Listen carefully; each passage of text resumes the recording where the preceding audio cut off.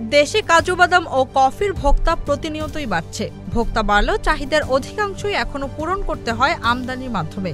দেশে উৎপাদন নামমাত্র, অথচ কাজু বাদাম ও কফি উৎপাদনের জন্য পার্বত্য অঞ্চলের পরিবেশ উপযোগী হলেও এখনো ব্যাপকভাবে চাষের আওতায় আনা যায়নি। কৃষি বিভাগ বলছে, পার্বত্য অঞ্চল হিসেবে পরিচিত রাঙামাটি, খাগড়াছড়ি ও বান্দরবানে ব্যাপক সম্ভাবনা রয়েছে এ দুটি পণ্যের। সম্ভাবনা থাকলেও ধীরে ধীরে বাড়ছে কফি, কাজু বাদামের চাষ। শুধু এ দুটি পণ্যই নয়, পাহাড়ে এখন সমতলের কৃষিরও প্রসার ঘটছে। কৃষি বিভাগ বলছে, লাভজনক ও চাষ উপযোগী হওয়ায় পাহাড়ের কৃষিতে বৈচিত্র্য তৈরি করেছে কাজু বাদাম ও কফির চাষ। কৃষি বিভাগ 2021 সাল থেকেই কাজু বাদাম ও কফি গবেষণা, উন্নয়ন ও সম্প্রসারণ প্রকল্প বাস্তবায়ন করছে। তবে কাজু বাদাম ও কফির চাষ পাহাড়ে শুরু হয় সরকারের প্রকল্প বাস্তবায়নের আগেই। জানা যায়, কৃষি বিভাগের প্রকল্পের আগে পাহাড় অঞ্চলে কফির চাষ হতো 2200 হেক্টর জমিতে। প্রকল্পের 3 বছরের মধ্যে এটির চাষ আরও অনেক করেছে।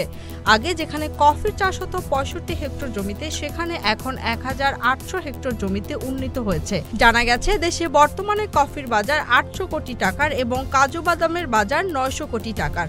প্রতি বছর গড়ে প্রায় 2000 টন কফির চাহিদা রয়েছে এবং 2500 থেকে 3000 টনের মতো কাজু বাদামের চাহিদা রয়েছে। Z news, Dhaka.